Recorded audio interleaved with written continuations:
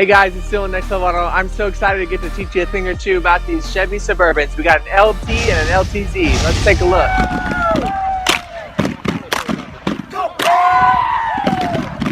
We decided as a dealership that we think that it's important to make you the best buyer as possible. We want to educate you to help you know what you're walking into and to make you feel more informed when you go to buy your next car, whether it's new or used. So grab your notebooks, grab your pens. These two knuckleheads over here, they've already got their notebooks and pens and they're ready to go. So this week we're going to focus on the Chevy Suburban. It's been a known and loved vehicle for years. They've actually been in production for over 50 years.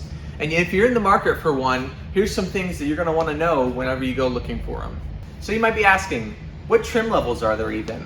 Well, there are actually several different trim levels, starting with the LS, which is the most basic. It's going to have a cloth interior, not a ton of your favorite features, moving up to the LT, which has some more of your favorite features, and then all the way up to the LTZ.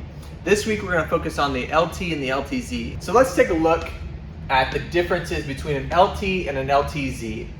And I just made a simple chart. This isn't everything, so if you have questions or if you want to know more about different features, definitely hit me up in the comments. I'd love to answer those for you. So if you're in the market for a 2015 to 2020 Suburban, here's some things that you should know.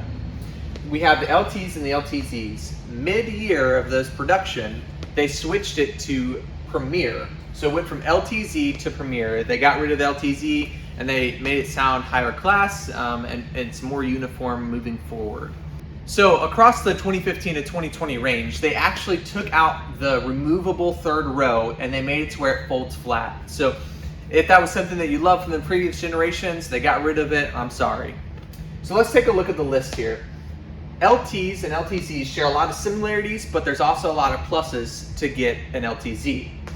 So when you're looking for heated front seats, both LT and LTZ are going to have the heated front seats.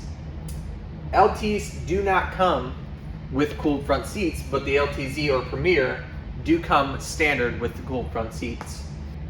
Heated second row is also standard on LTZ and not option on the LT.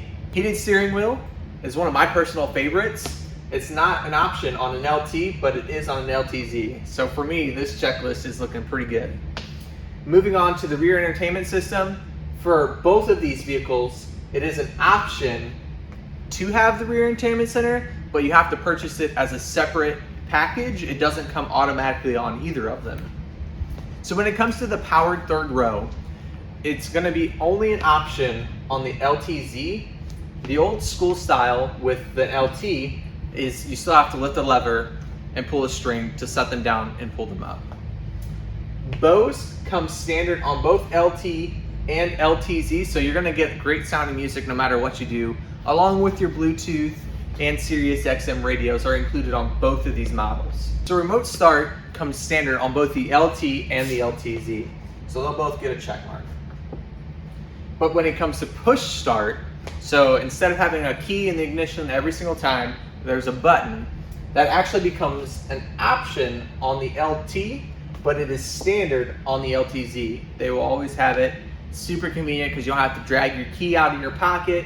You just have it in your pocket and hit it. And it's an awesome feature. So I told you how much that I love the LTC options, but really that's all lip gloss. And honestly, it costs. And that's why a lot of people actually end up with the LTs because it's not nearly as expensive. And they still have a ton of great features like lane keep assist, like rear parking sensors, like side blind spot assist. So really, you're still getting a ton of the technology that you love at a cheaper price.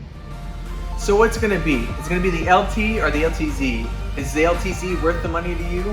That's ultimately your decision. So tell me, did you enjoy the content? If you did, please comment below. Let me know your thoughts and give me an idea for next week. What are we gonna do next time? Thanks guys, I'm Dylan with Next Level Auto. We appreciate you watching.